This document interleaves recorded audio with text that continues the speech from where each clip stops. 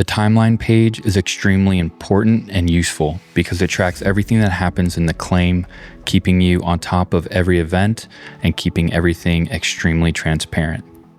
You'll find everything from major milestones like the date of loss and when reports were generated, to contacts being created and when emails have been sent.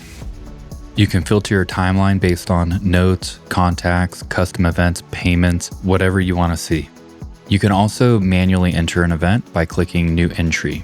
So if you want to manually add a payment entry, just click on Payment Entry, enter the payment amount, the date of the payment, and any other relevant information.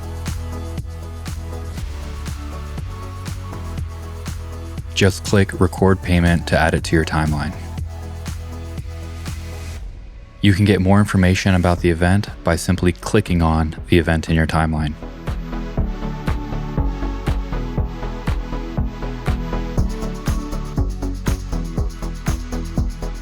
And that's how you use the claim timeline in Brelly.